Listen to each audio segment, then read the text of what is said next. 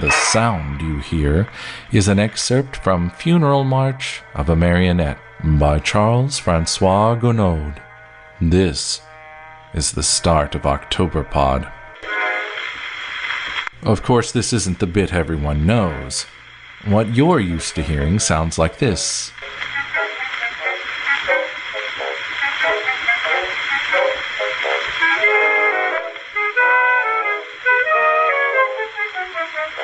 That's because, in addition to being a staple of Halloween musical compositions, it served as the theme music to the popular macabre mystery anthology, Alfred Hitchcock Presents. Hitchcock will not be far from our minds as we present to you this spooky season treat. Last year, the folks at MADISON on the AIR invited me to narrate their Halloween episode, and this year they've kindly invited me back. So, for the first act of this morning's entertainment, we present to you MADISON on the AIR's adaptation of a story that Mr. Hitchcock famously brought to the big screen, Daphne du Maurier's The Birds. I'll be back during the intermission to chat with you about the bird symbolism in Hitchcock's films The Birds and Psycho. And finally, we'll leave you with something foul indeed. An all-new narration of The Raven by Edgar Allan Poe. Make yourself comfortable. There's foul play and Hitchcock-ery afoot on this edition of Octoberpod. Keep it right here.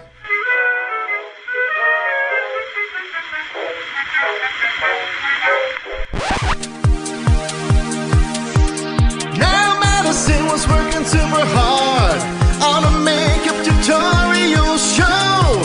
She was teaching smoky eyes to folks out there who really wanted to know when some freaky deaky science stuff only understood by nerds zapped her into old radio shows, the kind you might never have heard.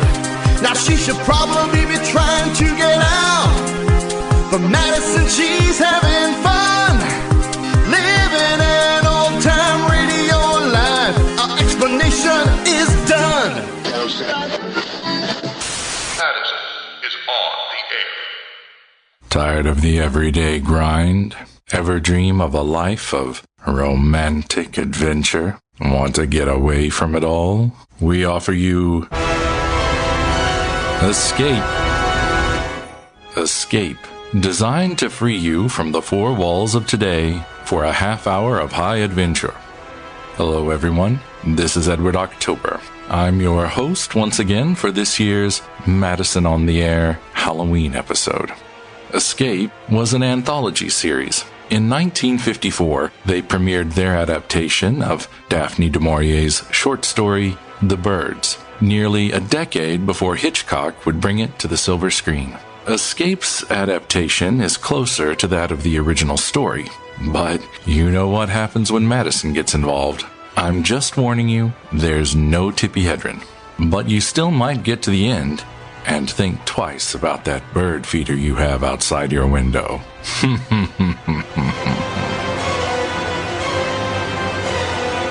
Now, let me set the scene.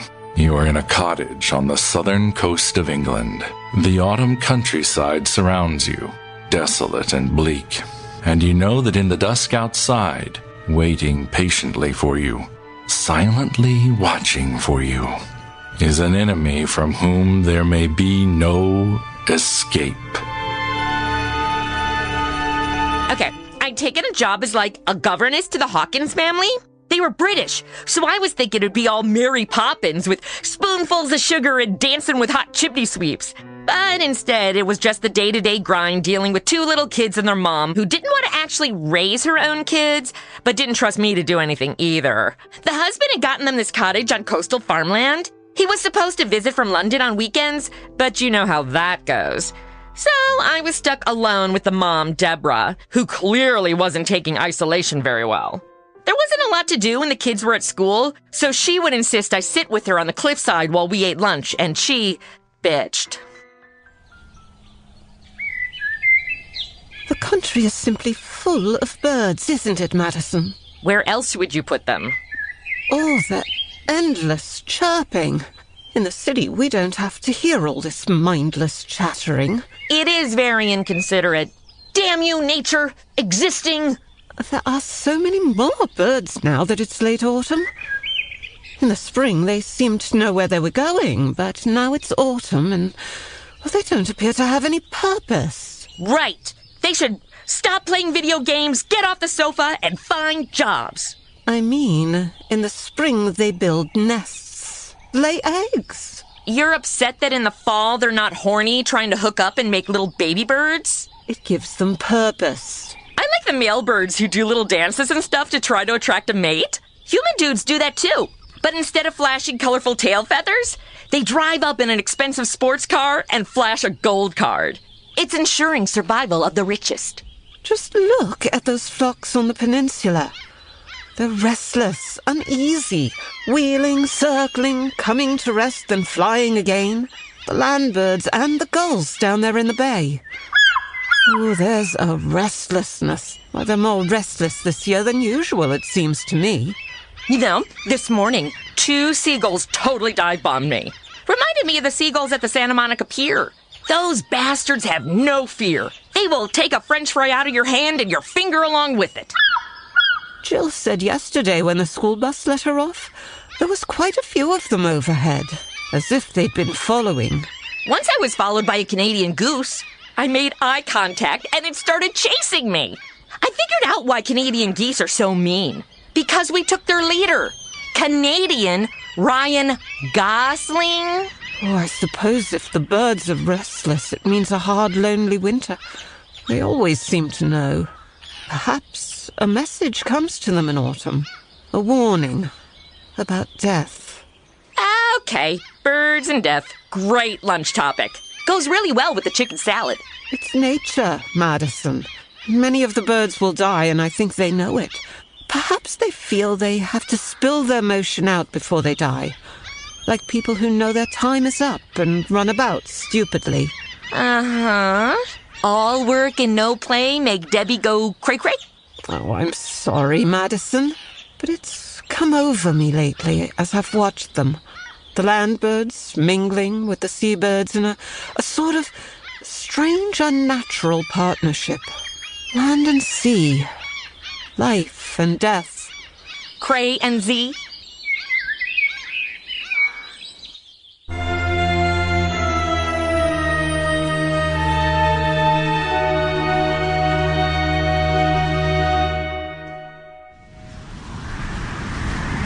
That night it turned colder, and the wind strengthened.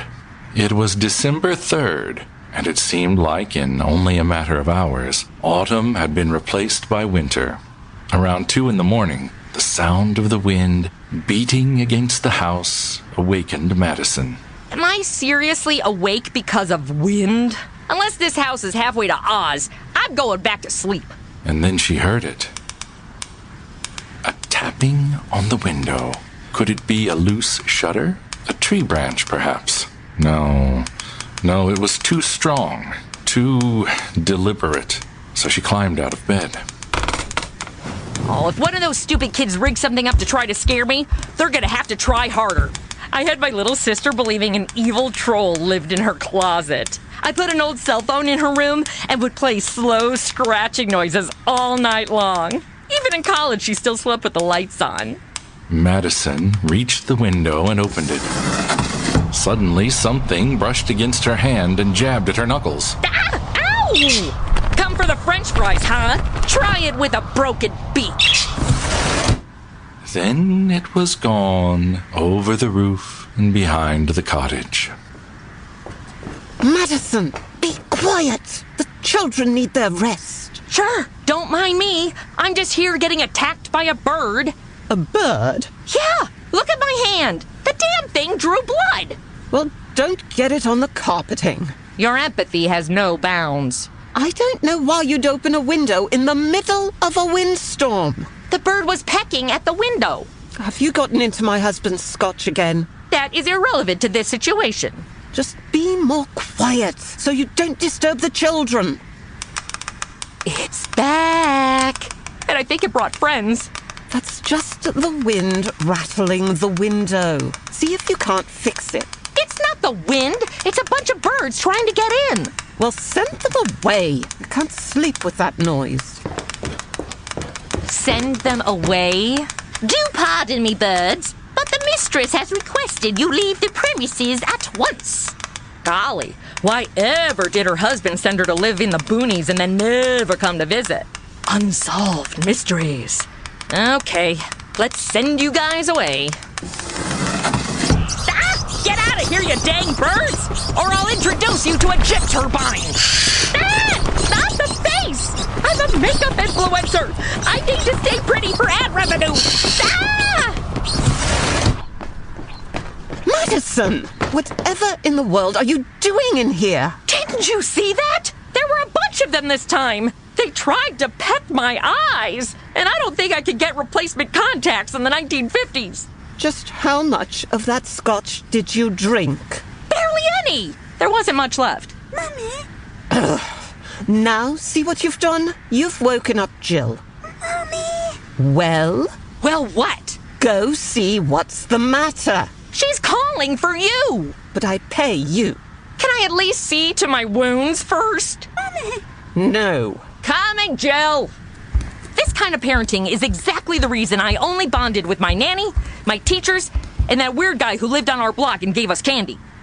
The room is filled with angry birds! Ah! Stop it! I am not a green pig! They keep lying at me. Get away! Where's your brother? Under the blanket. Come on, Johnny! We gotta get out of here! No! He's afraid of the birds. Come on, Johnny! Get out of that blanket! You said the blanket would protect me from monsters! You're gonna throw that lie back in my face now? You lied. Yes! I lied to children to shut them up! Now move it, or Santa will never ever visit you again! Not Father Christmas! Let's go!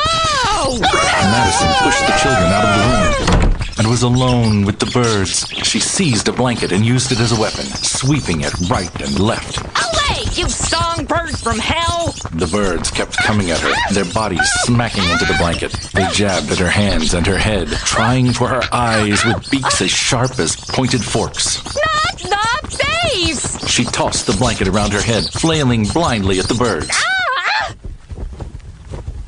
Time beat to the rhythm of the flapping wings until it slowed and became still. Madison unwrapped the blanket from her face to find the floor littered with the tiny corpses of the birds. Robins, finches, sparrows, larks. Some had lost feathers in the fight. Others had blood. Madison's blood on their beaks. It's like that zoo aviary all over again.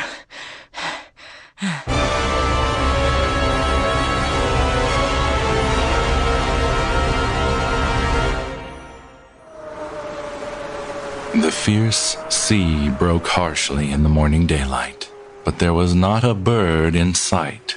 Not a sparrow chattered in the hedge. No early thrush or blackbird pecked on the grass for worms. There was no sound at all but the east wind and the sea.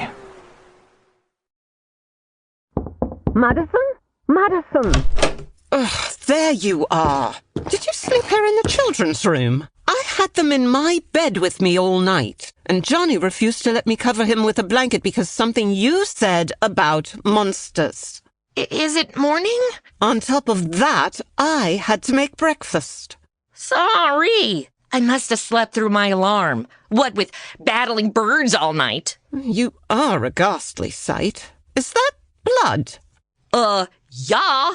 Do you not see the dead birds ankle deep on the floor? Oh, there are so many of them. Like 50 or so? I lost count when I passed out. Well, you can clean the room later. Jill needs to get ready for school. So, are you just doing the denial thing then? It's okay. I'm used to it. When a coyote broke into our garage, my mom drove around with him in the backseat of her convertible all day, telling people it was a skinny husky. I'm sure there's nothing to this bird thing. It must be the weather. The sudden change confused them. It has to be that. Okay, so next step is a diamond collar and a Gucci dog sweater. The tea's ready, Mummy. Ah, good. Madison, are you all cut up from the birds? There are no birds, dear. Right, no birds. I was running with scissors and fell 20 or 30 times. Did you drive away the birds? There are no birds, dear. So they're all gone. I don't want to hear anything more about birds. You're giving Mummy one of her headaches. Yeah, Jill, they're all gone. Just maybe don't go into your bedroom today. I hope they won't come again. Perhaps if we put breadcrumbs for them outside the window, they'll eat that and fly away. Well, if you want to kill them, then give them breadcrumbs. Because when birds eat bread, it swells in their stomachs, making them feel full so they don't eat. The bread has no nutritional value for them, so they slowly waste away and die. Oh, no. And after what they did to me last night, grab me a loaf. Jill, you'd better hurry or you'll be late for the school bus. Okay, Mummy. I'll go get my coat and books. Bus? She's gonna go outside and wait for the bus? What about the birds out there? I told you I don't want to hear any more about those birds.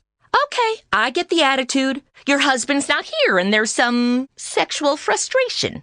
If you want, when I come back, you and I could... If you're so worried about the birds, why don't you walk Jill to the bus stop? That's fine. It's the 50s. You're trained to deny and repress.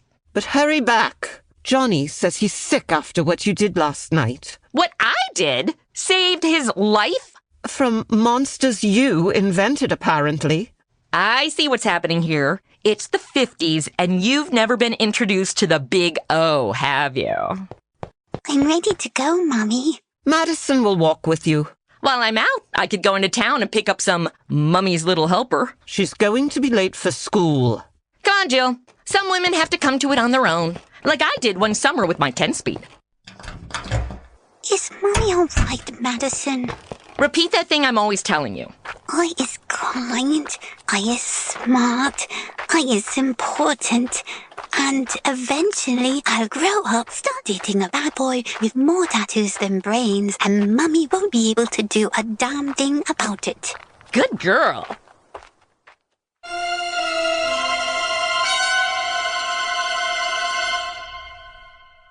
So Madison escorted little Jill and waited with her until the bus drove the child off to school. For all outward appearances, the morning seemed like any other, but the lack of birds anywhere on the horizon left an eerie stillness, like the sky just before it unleashes a terrible storm. It was on the walk back that Madison encountered Mrs. Trigg, the old woman who owned the farmland adjacent to the Hawkins family cottage. Oh, hello, Miss Standish. Hey, Mrs. Trigg. Out early this morning, eh? Or by that scotch on your breath, perhaps you're out late last evening. Speaking of alcoholics, where's your husband? Somewhere's about. But can you tell me where this cold is coming from, eh? Is it Russia? I've never seen such a change, and it's going on, the wireless says, right? Something to do with the Arctic Circle. Do you know the average person talks about the weather 45 hours a year? 45 hours we give away to surface conversations with boring people. Boring, eh? Well, is there something more interesting going on that you feel worthy of conversation then? Didn't you guys get those crazy birds last night? Crazy birds? Oh, you city folk. You hear one hooting owl up in the trees and you think it's coming for you. It was not an owl. Owls are awesome. Ever since Hedwig took the killing curse meant for Harry, which not only showed her devotion to him, but represented the loss of innocence and the direness of the war Harry was about to face. And speaking of boring conversations, I have already told you, just because I'm British doesn't mean I know this Harry Potter you keep talking about. Yeah, but... Or Downton Abbey. Anyway, last night a bunch of birds broke into our house and attacked. Attacked you? No, Miss Standish. I'm serious. You could go see their little corpses all over the kids' bedroom. It looks like Sylvester the Cat's wet dream in there. Heavens. Was they foreign birds? What a strangely racist question to ask about birds. I means the birds we got round here aren't known for attacking anybody, so... But a foreign bird can't be trusted. Morning, Miss Standish. Hey, Mr. Trigg. Yeah, Miss Standish here has been telling about birds last night. Oh?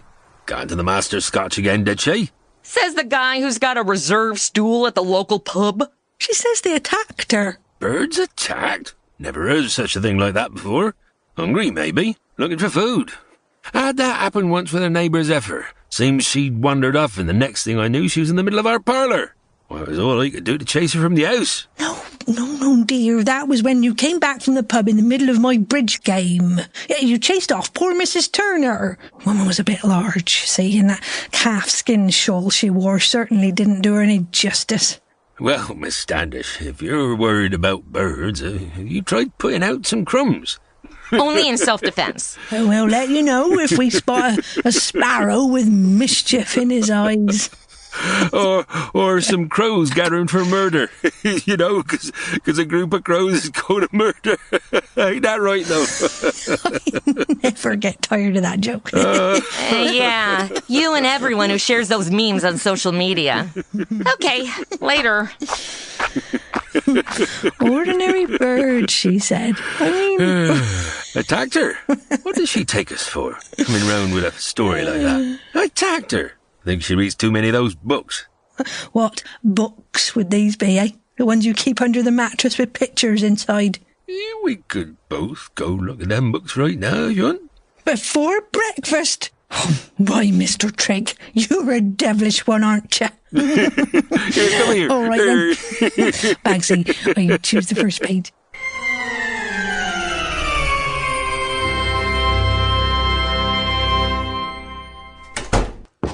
How nice of you to decide to return. Did you know Johnny went into the children's bedroom to retrieve a toy, and I had to spend a better part of an hour picking feathers off his pajamas? I'm gonna clean it up, mummy dearest. What took you so long getting back? I ran into the Triggs. Didn't you leave me any coffee? Do I have to be a nanny and a barista? The Triggs? Don't tell me you brought up the trouble from last night. That's all I need is Mrs. Trigg gossiping to her bridge club. Don't worry, they didn't believe me. And they totes made fun of me behind my back. They didn't think I could hear them, so I got an earful of old people kink. Ugh, I wish those birds had pecked off my ears. Well, I'd be very happy if we had no more discussion of birds. Not a problem. I looked all around. No birds anywhere. It was kind of creepy. Reminds me of the time we went to Disneyland and it was totally empty. No birds? Where do you suppose they've gone? I don't know about the birds, but apparently Disney was closed due to a measles outbreak. So we pulled a Wally World and got the security guard to take us on all the rides. We still visit Carlos on holidays. You say the Triggs didn't have any trouble last night? Apparently not. They did that whole bashing the city slickers thing. Like it's a badge of honor to live somewhere without art, culture, or dentistry. Well, once you've cleaned up the children's room, we can put all of this birds nonsense behind us. As soon as I've had my coffee. Mommy, look at my new puppet! I'm a birdie! Tweet, tweet, tweet! Ah! How about I clean up those dead birds now? Mommy, his wing fell off! Fix it!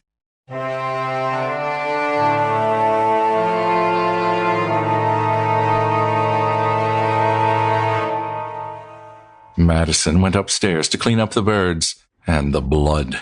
It looks clean to the naked eye, but luminol is going to light this room up like a Christmas tree, which will save us on holiday decorations. Per Deborah's request, she took the sackful of dead birds down to the beach to bury them.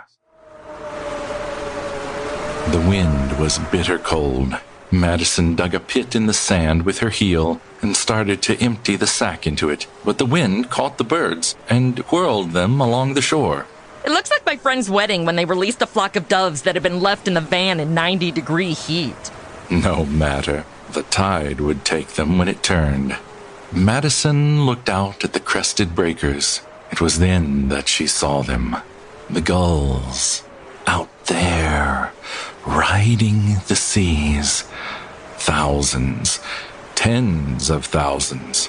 They rose and fell in the trough of the sea like a mighty fleet at anchor, waiting for the turn of the tide. Waiting. Somebody better call McDonald's. We're gonna need 10,000 large fries. Madison started up the steep path home, almost running. Someone should know this. Someone should be told. But who? And then as she opened the front door, she saw Deborah beside the wireless, listening. Possible destruction, damage, and even attacking individuals. It is thought that the Arctic airstream is causing the birds to migrate south in immense numbers, and that intense hunger may drive them to attack human beings. Householders are warned to see to their windows, doors, and chimneys, and to take all precautions for the safety of their children. Further bulletins will be issued later. And now the news from Wales. They've been repeating it every few minutes since you left. So have you moved past denial with the birds then, or what? Madison, you sound almost glad. I'm sorry, but you were gaslighting me, and I'm not going to let you do it. Just like I didn't let that team of therapists do it at my intervention. Oh, I'm sorry, Madison. This thing has made me a little nervy, I guess. Okay, well, pull it together. For the sake of the children or whatever. The wireless said the birds are hungry? For human blood. What are you doing? Your husband got anything we can use to board up the windows and doors? Do you think they could break in with the windows shut? The sparrows and robins and such? Why, how could they? Not the small birds. The gulls. The gulls? Debbie? Deborah. Debbie, have you ever been close enough to get a good look at a gull's beak? There must be 100,000 of them out there, riding the sea, waiting. Waiting? For what? Revenge. Revenge? For what? They've got long memories, Debbie. Long memories. What are you talking about? I've said too much. She's gotten into the scotch again.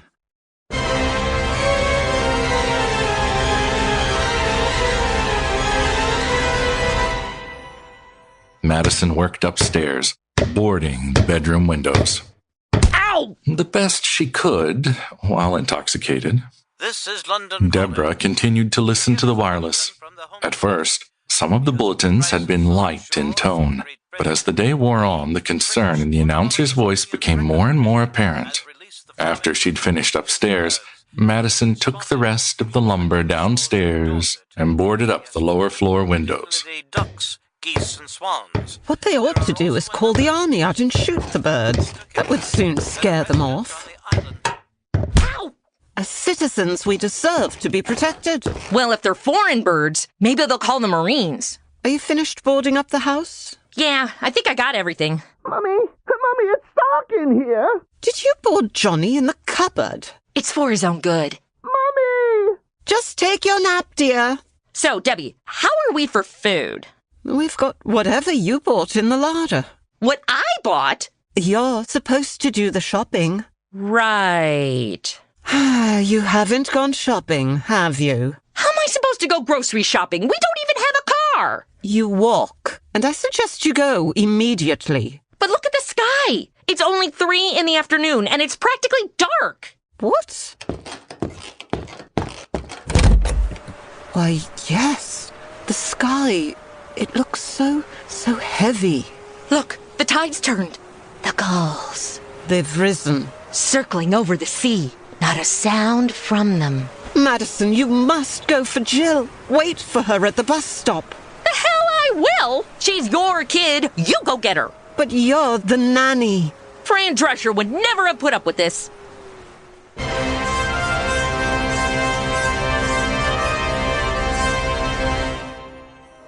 Outside, Madison looked for a weapon, but all she could find was a garden hoe. And then she went to the top of the hill and waited. The surf was booming below when a dark mass rose behind the clay hills in the distance. It widened, divided, and spread north, east, south, west. It was a vast cloud of birds, and it passed close by, heading inland, up country, as if they had no business with the people there on the peninsula. Rooks, crows, jackdaws, magpies, birds that usually preyed upon the smaller species flew as one and headed to town, bound on some other mission. Finally, the bus came, and Jill got off. Madison took her by the hand. Madison, what's the herb for? Keeping daddies happy for money. How does it do that? How does it... Oh, you mean that... Oh, never mind. Just stop dawdling. Look, Madison, look at the gulls. Must go faster. Where are they flying to? Must go faster. They're circling. Must go faster. Madison, slow down. Oh, I can't keep up. You either move those little legs of yours, or I'm leaving you behind. It looks like the gulls are waiting for something. Yeah, for a signal from the mothership. They've been counting down. Checkmate. What? I just wedged in 2 Jeff Goldblum references in one scene. Now let's move it. Wait, isn't that Mr. Triggs' call? Great, another bird denier. Well, looks as though we're in for some fun, eh, Miss Standish? I really don't want to hear what you and Mrs. Trigg do behind closed doors. Haven't you heard the news? Everyone's gone bird crazy. Talking of nothing else. I'm going to take a crack at it with my gun. Oh, good. The solution to our problems. An army of gun nuts shooting into the sky. Say, little one, you look out of breath. Madison's been making me run. We have to get home, like, now. Well, how about I take Jill home in my car? Yes, please. It's a 2-seater, mind. Only room for 1 passenger, I'm afraid. Oh, well, Jill, you know your way home, don't you? What? Fine, go. But I will never understand why the leads in these stories always sacrifice themselves to save the children. I hate kids. Aren't you their nanny? Okay, I like getting paid more than I hate kids. Well, it's a lot of nonsense, all this bird talk. Have you boarded up your windows? No. They like to scare you on the wireless. As the lead, I'm giving you the official warning that could save your life. Of course, you're going to ignore it, and then later on the audience is going to be like, no, you should have listened to her. Oh, go on. Proving my point. Well, see you in the morning. I'll give you a call for breakfast. Be afraid. Be very afraid. Ha! 3 Jeff Goldblum movie references. Madison watched Mr. Trigg drive Jill toward the cottage and then followed on foot. The sound made her look up. The gulls were approaching. The order had been given. The black-backed gulls were leading and were bigger birds, gannets, terns, and suddenly one of them dove. Ah! Ha! You missed me! Ha! Missed again! Strike 3, you're out! And then came the others. 6, 7, a dozen. Ah! They're rushing the mound! Madison dropped the hoe, covered her head with her arms, and ran toward the cottage. The birds kept coming at her face from the air with beating wings. Each stab of a swooping beak tore at her flesh. Not the flesh! Now their aim got better. Closer to her eyes. Closer. Ah! And then she reached the door of the cottage. Let me in! It's Madison! Let me in! There, above her, she saw the gannet poised against the sky for its dive. The gulls drew back. Only the huge gannet remained. Its crown of yellow feathers framed its head like a halo, but its cold stare was that of a demon. Suddenly, the wings folded to its body, and it dropped at her like a stone. Ah! Madison! Out of the way, woman! Good Lord! What was that? I think the avian flu got Big Bird. Big Bird? Someone needs to tell him how to get to Sesame Street.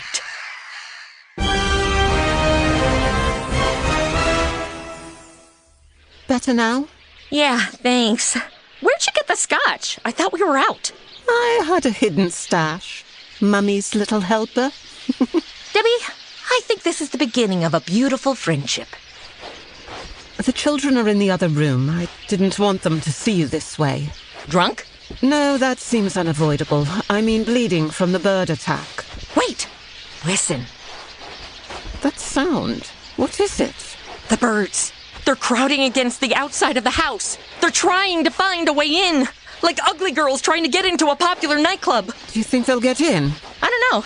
I was never outside the club long enough to see what happened. I mean, the birds. I boarded up all the windows and doors. But will that hold? I don't know. Do I look like Bob Vila?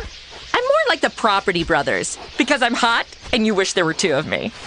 They must hold. They simply must. Maybe everyone should sleep here in the kitchen tonight. It's got the brick features and all that. Will you bring down the mattresses? Oh, yeah, I'm drunk, and my hands look like I reached into a garbage disposal to get a lost earring, which I don't recommend doing.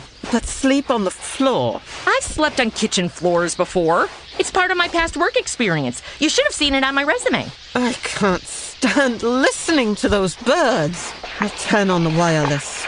That'll drown them out. That's better. Anything so I can't hear that horrible racket. As long as they don't play Freebird. It's the food that worries me, Madison. You never made it to the shops. Hang on. Idea. I noticed that the birds come in with the tide. But the tide will go out about, 9 tonight? So there should be a lull of about 6 hours. Yeah. And I could run over to the Triggs place and see if they'll give me something for us to eat. I'll say it's for the kids. No one wants to be the one who says no to starving children. Unless you're a politician. This is Radio London. A national emergency was proclaimed at 4 o'clock this afternoon. Madison! It might not be bird-related. Maybe it's another German blitz. Measures are being taken to safeguard the lives and property of the population. But it must be understood that these are not easy to effect immediately due to the unforeseen and unparalleled nature of the present crisis. Is it birds? Be specific. It is absolutely imperative that everyone remain indoors until further notice. The birds, in vast numbers, are attacking everything in sight. It is Population birds. is asked to remain calm and not to panic. There will be no further transmission from any broadcasting station until 7 a.m. tomorrow. It's like this all over then. What should we do? Let's get those mattresses and just try to get some sleep here in the kitchen. You're not worried? Hey, to everything, turn, turn, turn.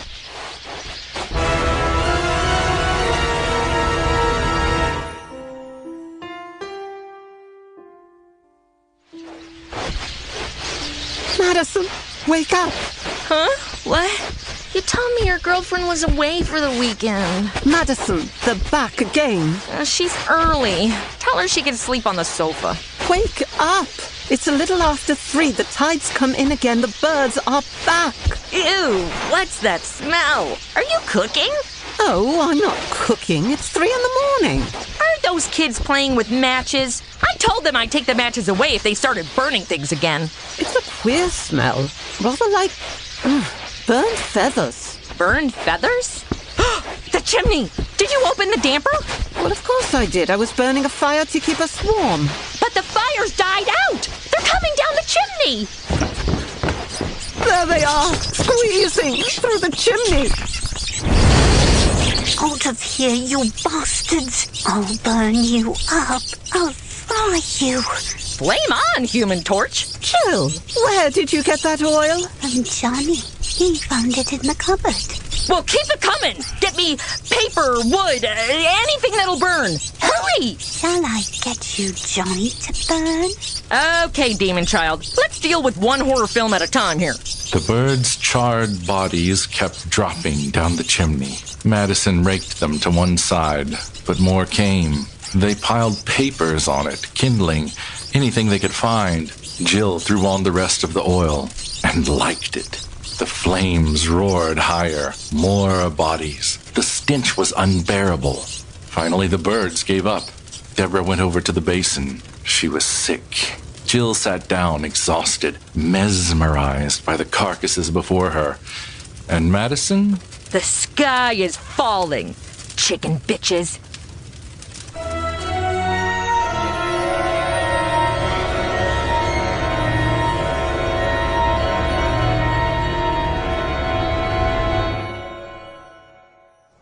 Around 9 in the morning, the rustling ceased.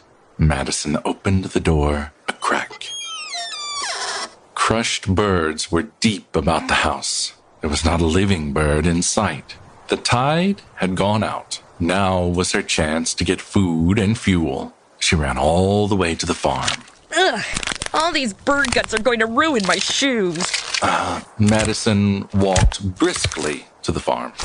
Ah, damn it. Well, that's what I get for wearing suede. Madison eventually made it to the farm.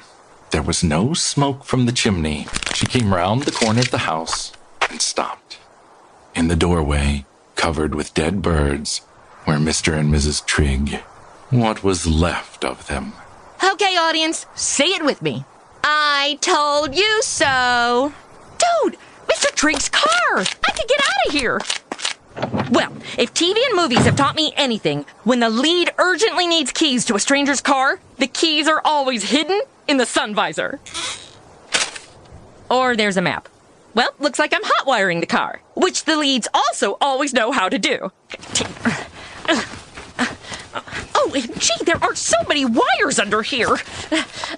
Hours passed. Soon the tide would be coming in. Hey, don't hurry the plot along. I'm trying to hotwire the car. It was then that Madison noticed the keys had been in the ignition all along. They what? Oh, thank you. Madison loaded the two-seater with all the food she could find, although her insistence on taking only gluten-free items severely limited her choices. Then she started driving. She would go anywhere that wasn't here. But suddenly, a woman ran out in front of the car. Madison!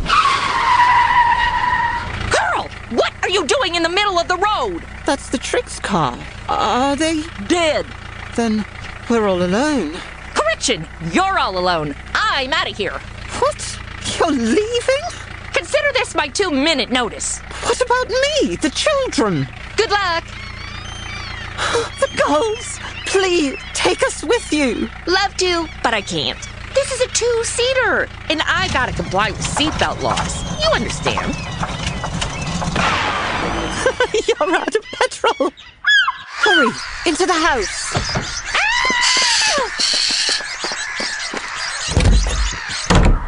Madison, Deborah, and Jill huddled by the fire and listened to the rustle as the birds crowded against the house. But this time there was a new sound that brought up their heavier forces, the birds with larger beaks. The sound of tiny bits of wood being torn away filled the room. They'll stay till the tide turns, then they'll leave, then they'll come back again, and they'll keep coming back. Mummy! Mummy's gone, Jill. Say, where's your brother? He is also gone. Oh, okay. I'm gonna move over to the sofa. Madison listened to the sound of the splintering wood and wondered how many million years of memory was stored in those little brains, now giving them this instinct to destroy mankind with all the deft precision of machines. She switched on the wireless. It was dead. She reached for the bottle of scotch. There was one swig left. She downed it and threw the empty bottle into the fire and watched it burn. Hi. I'm the lead here. Shouldn't I be escaping? Didn't they escape in the Hitchcock movie? But this adaptation is based on the short story, not the Hitchcock film. And not everyone on this series escapes.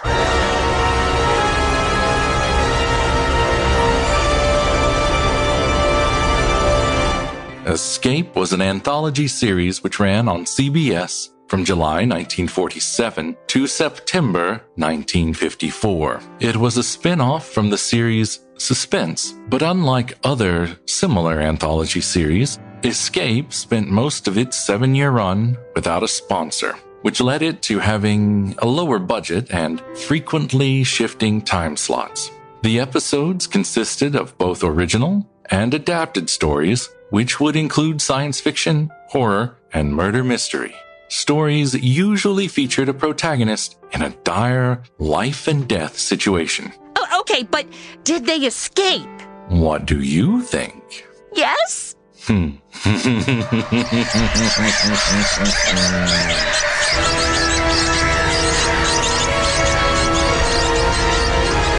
It's 1791. Do you know where the Headless Horseman is? Welcome to Tarrytown, a peaceful New York hamlet, with one exception. It's located only a mile away from the most haunted place in America, Sleepy Hollow. They said it was safe to venture into the hollow at night. They were wrong. Octoberpod presents The Brides of Sleepy Hollow, a shocking, all-new, all-original sequel to the ultimate Halloween ghost story, The Legend of Sleepy Hollow. Written by Amber Jordan, Whitney Zahar, Jane Nightshade, Dan B. Fierce. From an original idea by Edward October. Starring Ari Shea, Karen Rayner of Chicklit Podcast, Tom O'Connor of Madison on the Air, Chauncey K. Robinson, host of YouTube's production Tales from Hell, and Edward October. The Brides of Sleepy Hollow. Coming to Octoberpod AM and Octoberpod Home Video on the Tuesday before Halloween, October 27th. This time you may lose more than your head. OctoberpodVHS.com. It's intermission time. I'm your host, Mr. Edward October. I was recently listening to a movie podcast that lumped Alfred Hitchcock's The Birds into the nature runs amok genre. And then they say the birds' motive for attacking the good citizens of Bodega Bay was because humans had encroached on their territory and abused the environment. I feel that this is a gross misreading of the film, a lazy one too. If you actually watch the picture, and if you haven't by now you should, because from here on out I'm going to assume that you have, you'd know that the film makes no real mention of environmental issues. The birds, and this is an even more frightening notion, strike for apparently no reason. Or do they?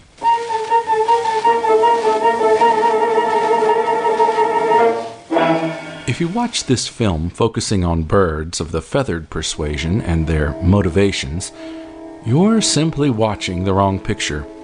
In Cockney slang, a bird can be a woman. And so the birds you should really be paying attention to in this picture are the birds of the female persuasion, namely Tippi Hedren as spoiled rich girl Melanie Daniels, Jessica Tandy as matriarch Lydia Brenner, and Suzanne Plichette as schoolteacher Annie Hayworth. Each of these women form the corners of a love triangle with Rod Taylor as dashing San Francisco lawyer Mitch Brenner. The first triangle is Mitch, Annie, and Lydia, the mother for whom he's acted as a de facto husband since the death of his father. Mitch must choose between his lover and his mother. Lydia wins this round, but after an elaborate meet-cute at a pet shop, resulting in the purchase of 2 lovebirds, the only fowl in the picture who don't go batshit, Melanie enters stage left and rocks the boat. Quite literally when a seagull dive bombs her perfectly coiffed noggin. Her arrival at Bodega Bay brings with it a new corner of the love triangle and a challenge to Lydia's motherly affections, as well as all those pesky bird attacks.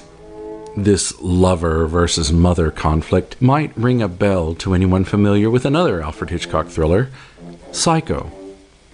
Norman Bates likes to watch birds. He watches the female kind through hidden peepholes. He also stuffs birds. The feathered birds he stuffs are displayed in his office, and the female bird he stuffed, his mother, is rotting away in the basement. Want more puns? Many Hitchcock scholars believe that Rod Taylor's character in The Birds, Mitch, is a stand-in for Hitchcock himself. Mitch, Hitch, get it? And the presence of Tippi Hedren, who plays Melanie, excited Hitchcock as much as it excited the local bird population. More on that later. Indeed, bird attacks punctuate emotional beats in Melanie's character arc. A bird attacks her in a boat, just after she's rowed out to the home Mitch shares with his mother and his much younger sister Kathy, played by an adolescent Veronica Cartwright, to deliver the lovebirds. While Annie Hayworth and Melanie discuss Annie's failed romance with Mitch and the indomitable motherly influence of Lydia, a bird crashes into the front door, killing itself. Later, Melanie wanders away from Kathy's birthday party to have a conversation about Melanie's emotionally unavailable mother and the scars it left her. This discussion of emotional trauma from when Melanie was a girl Kathy's age is interrupted by the visceral trauma of the film's first truly violent bird attacks. Near the climax of the film, Lydia watches as Kathy turns to Melanie, not her own mother, to be comforted. A look of understanding falls over Lydia's harsh gaze, as though she's beginning to realize that Melanie might not be such a bad match for her son. This realization is soon followed by the vicious bird attack on Melanie in the attic.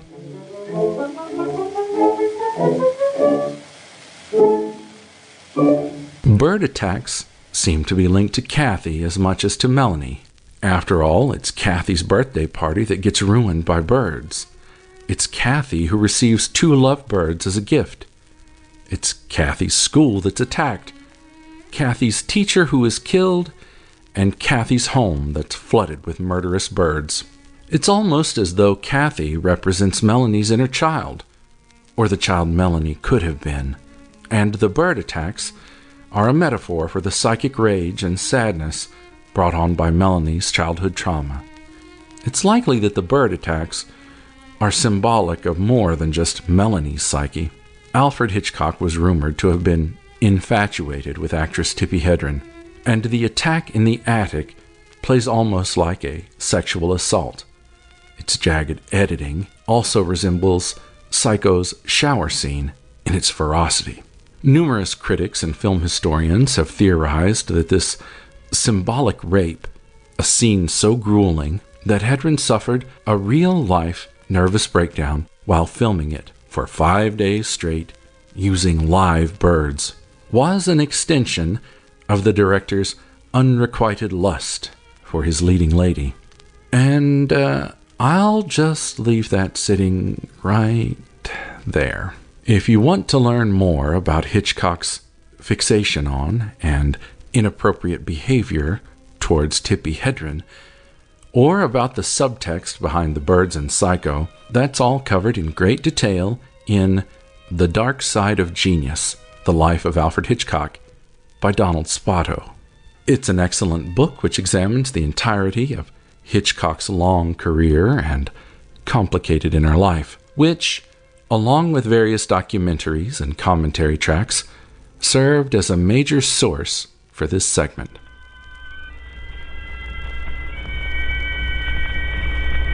People who dislike The Birds often cite its rom-com-like beginning and its slowly paced first half.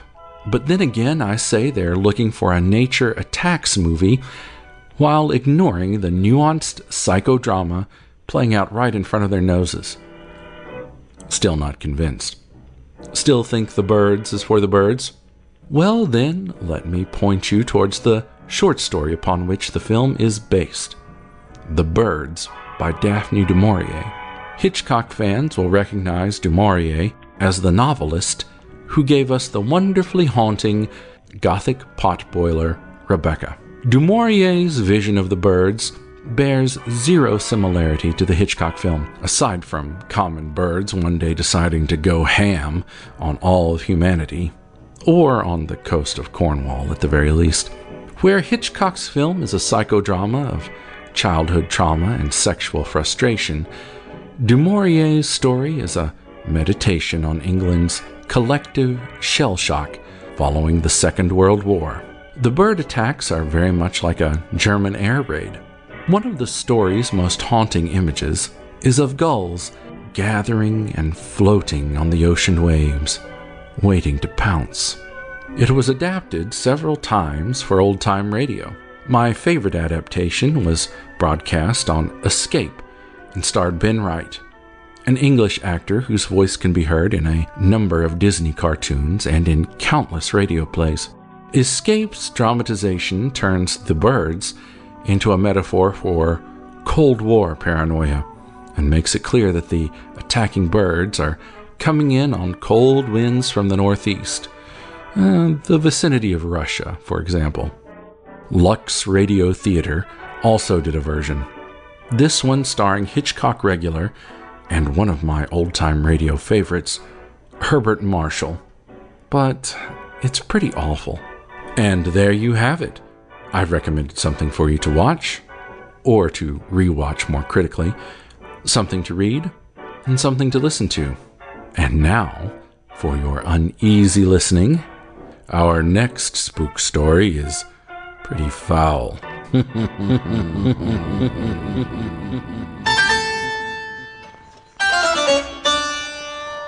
The Raven by Edgar Allan Poe.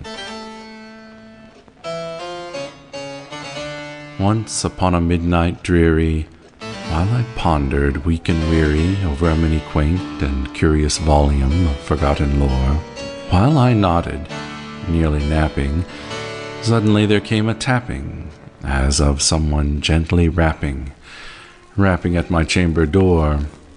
"'Tis some visitor," I muttered, tapping at my chamber door. Only this and nothing more. Ah, distinctly I remember it was in the bleak December, and each separate dying ember wrought its ghost upon the floor. Eagerly I wished the morrow, vainly I sought to borrow from my books surcease of sorrow, sorrow for the lost Lenore, for the rare and radiant maiden whom the angels name Lenore, nameless here forevermore. And the silken, sad, uncertain rustling of each purple curtain thrilled me, filled me with fantastic terrors never felt before, so that now, to still the beating of my heart, I stood repeating, "'Tis some visitor entreating entrance at my chamber door." Some late visitor entreating entrance at my chamber door. That is it, and nothing more. Presently my soul grew stronger, hesitating then no longer. "Sir," said I, "or madam, truly your forgiveness I implore, but the fact is I was napping, and so gently you came rapping, and so faintly you came tapping at my chamber door, that I scarce was sure I heard you." Here I opened wide the door. Darkness there, and nothing more.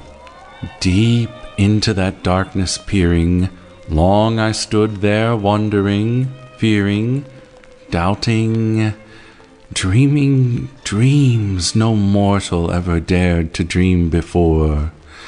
But the silence was unbroken, and the stillness gave no token, and the only word there spoken was the whispered word, "Lenore?" This I whispered, and an echo murmured back the word, "Lenore?" Merely this and nothing more. Back into the chamber turning, all my soul within me burning, soon again I heard a tapping, somewhat louder than before. "Surely," said I, "surely that is something at my window lattice. Let me see, then, what thereat is, and this mystery explore. Let my heart be still a moment, and this mystery explore. 'Tis the wind, and nothing more." Open here I flung the shutter, when, with many a flirt and flutter, in there stepped a stately raven of the saintly days of yore. Not the least obeisance made he, not a minute stopped or stayed he, but with mien of lord or lady perched above my chamber door, perched upon a bust of Pallas just above the chamber door, perched and sat, and nothing more. Then this ebony bird beguiling my sad fancy into smiling, by the grave and stern decorum of the countenance it wore. "Though thy crest be shorn and shaven, thou," I said, "art sure no craven. Ghastly, grim, and ancient raven, wandering from the nightly shore, Tell me what thy lordly name is on the night's Plutonian shore. Quoth the raven, Nevermore. Much I marveled this ungainly fowl to hear discourse so plainly, though its answer little meaning, little relevancy bore. For we cannot help agreeing that no living human being ever yet was blessed with seeing bird above his chamber door, bird or beast upon the sculpted bust above his chamber door, with such a name as Nevermore. But the raven, sitting lonely on the placid bust, spoke only that one word, as if his soul in that one word he did outpour.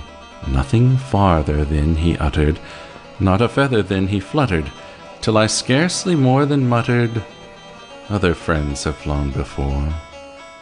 On the morrow he will leave me, as my hopes have flown before.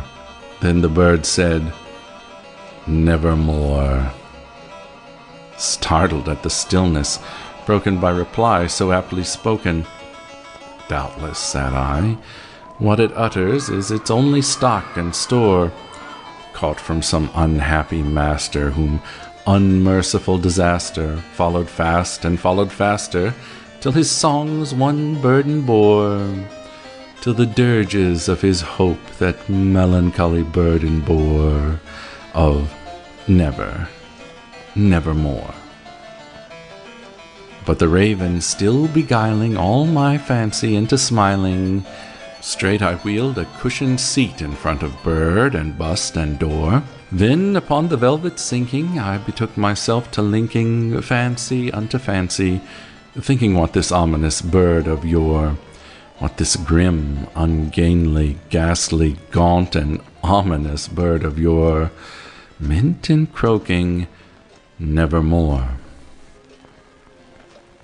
This I sat engaged in guessing, but no syllable expressing to the fowl whose fiery eyes now burned into my bosom's core. This and more I sat divining, with my head at ease reclining on the cushion's velvet lining, that the lamplight gloated o'er. She shall press, nevermore. Then methought the air grew denser, perfumed from an unseen censer swung by seraphim, whose footfalls tinkled on the tufted floor. Wretch, I cried, thy God hath lent thee, by these angels he hath sent thee respite and nepenthe from my memories of Lenore. Quaff, oh quaff this kind nepenthe, and forget this lost Lenore. Quoth the raven, Nevermore. Prophet, said I, thing of evil, prophet still, if bird or devil, whether tempter sent or whether tempest tossed thee here ashore, desolate yet all undaunted, on this desert land enchanted, on this home by horror haunted, tell me, truly, I implore, is there balm in Gilead? Tell me, I implore. Quoth the raven, Nevermore. Prophet, said I, thing of evil, prophet still, if bird or devil, by that heaven that bends above us, by that God we both adore, tell this soul with sorrow laden, if within the distant Aidenn it shall clasp a sainted maiden whom the angels name Lenore. Clasp a rare and radiant maiden whom the angels name Lenore. Quoth the raven, Nevermore. Be that word our sign of parting, bird or fiend, I shrieked, upstarting. Get thee back into the tempest and the night's Plutonian shore. Leave no black plume as a token of that lie thy soul hath spoken. Leave my loneliness unbroken. Quit the bust above my door. Take thy beak from out my heart, and take thy form from my door. Quoth the raven, Nevermore. And the raven, never flitting, still is sitting on the pallid bust of Pallas just above my chamber door. And his eyes have all the seeming of a demon's that is dreaming, and the lamplight o'erstreaming throws his shadow on the floor, and my soul from out that shadow that lies floating on the door shall be lifted nevermore.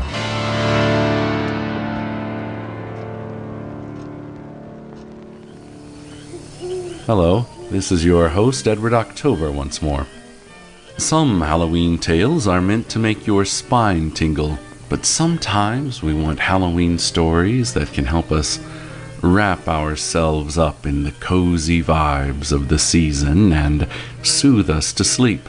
Our final tale belongs in the latter category, and it spoofs a Hitchcock horror classic in the guise of a children's bedtime story. Let us know in the comments if you can guess which movie we're spoofing.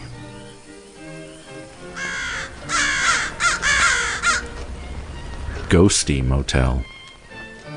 Once upon a time, there was a young woman named Marion, and even though she worked at a bank, she didn't have very much money. She wanted to marry her boyfriend and settle down someplace nice, maybe buy a house. But settling down simply wasn't in the budget. One fine day, the bank manager handed her an envelope of cash, lots of cash, that some foolish old man had wanted to deposit.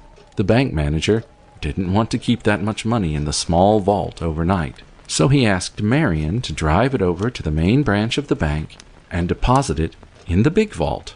Except Marion didn't do that. No, she placed the envelope in her purse and went home and packed a suitcase and got in her car and drove all night. She had no idea why she had done that. She supposed seeing all that money drove her a little mad and made her think that if she took it, then it would solve all of her problems.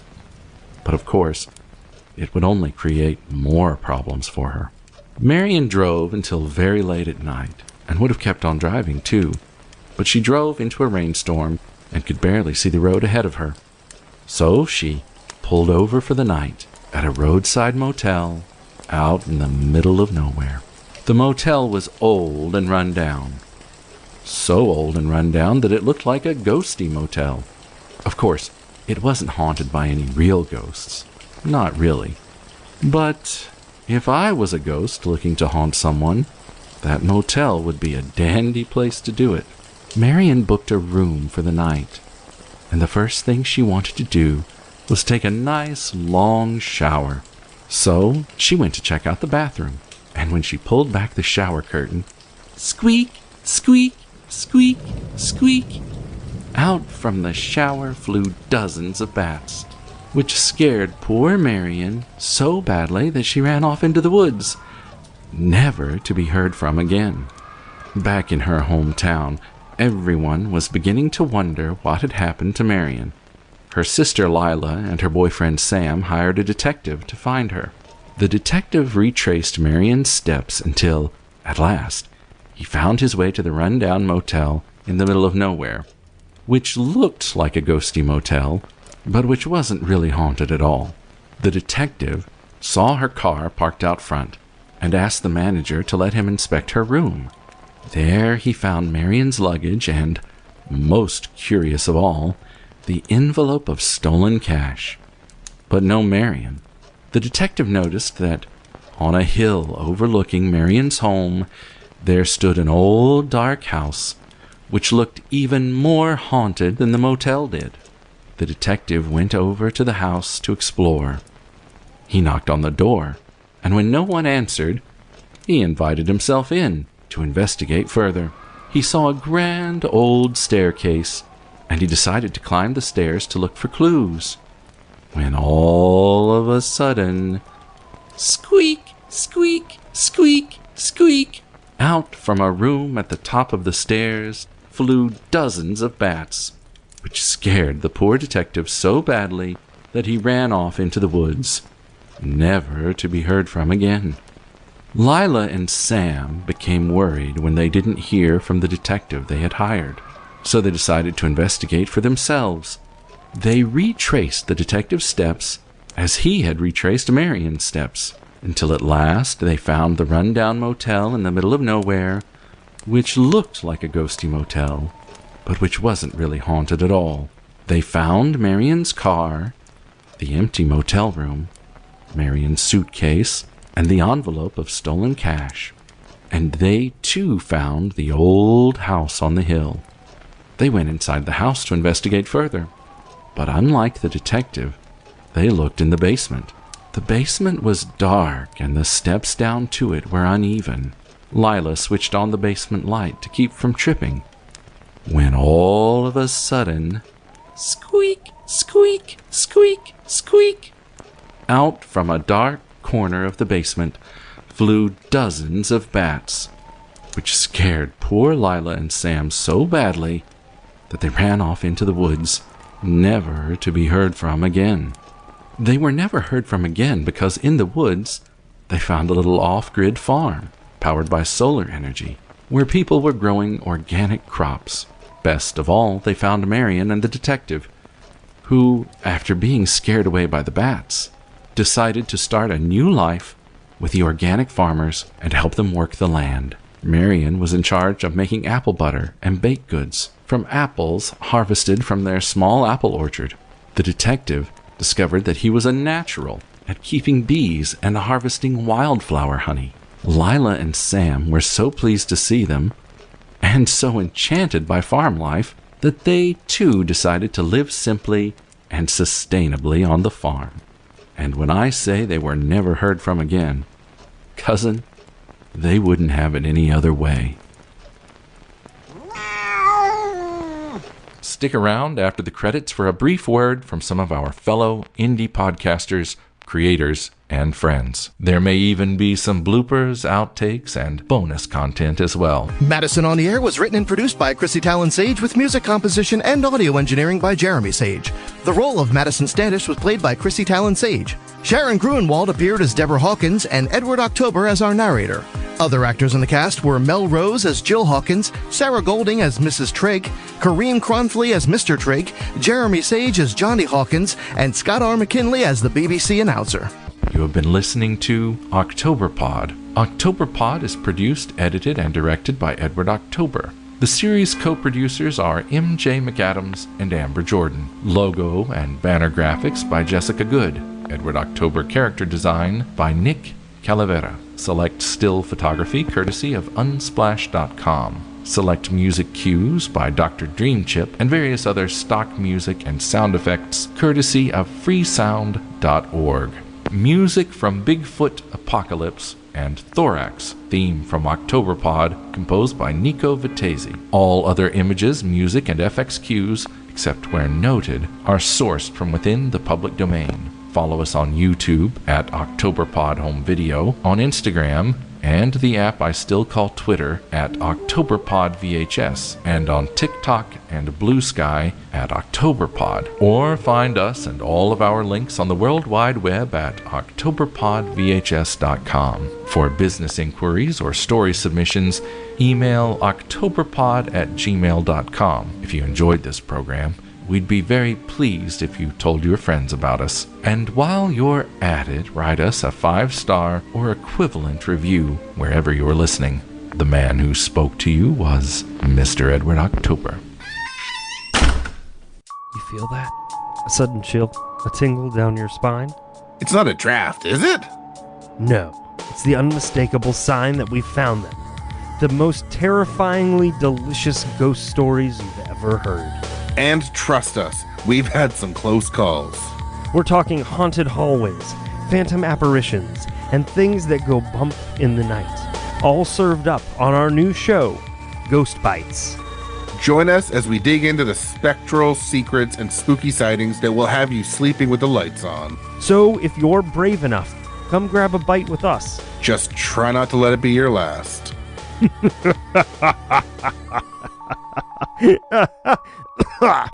Ghost Bites, streaming now on all your favorite podcast platforms. They rule the streets. They take what they want. Hand it over, street meats, before we make you dead meat. And you'll have to deal with them if you want to make it through the night. If Ashley wants to survive, she'll need to fight on their turf. She'll have to fight dirty. Stop struggling. And she'll have to pick them off one by one if she hopes to make it through the night. Make It Through the Night, the savage novel of revenge and violence on the streets by Amy Cotto. Available now from Amazon.com. Find more by author Amy Cotto by visiting tvfanatic.blog or on Twitter at TV_fanatic_girl. Make It Through the Night by Amy Cotto. Her night from hell has only just begun. First impressions can take only 6 seconds to make, but if you're neurodivergent, those quick judgments about you can be misleading. Because of most people's ignorance around learning disabilities, people think it means you're intellectually incapable. I'm not Rain Man. Every autistic person isn't Rain Man. I thought I was talking to people who understood dyslexia and ADHD, but they did not. They freaked out and were like, well, if you've got Tourette's, if it's going to be a problem, then we can just fire you and get someone else. I'm Carolyn Keel, and I host Beyond 6 Seconds, a podcast where neurodivergent people share their lives and advocacy. One of my goals is making autism not something that's scary. I really want to help people understand dyspraxia a little bit better. Get the real life of Tourette syndrome out there. Stop thinking we were nothing but a joke. Let's shatter misconceptions and celebrate neurodiversity together. Listen at beyond6seconds.net or wherever you get your podcasts. The bit what you're used to hearing sounds like this. Dum dum da da dum da dum da da da da dum da dum da da da dum da da da dum da da da dum ba ba ba ba ba bum. And then, as she opened the front door, she saw Deborah beside the wireless. And then, as she opened the front door, she saw Deborah beside the wireless. That's hard to. And then, as she opened the front door, she saw Deborah Dum dum da da dum da dum. Dun da da da dum da dum. Dun da da dum da da da dum da da da da. Her name is Deborah. Deborah. It never suited ya.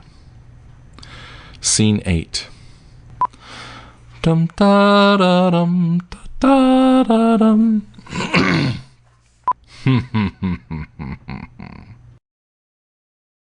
That was the laugh I normally do on my show, but I can do a different one.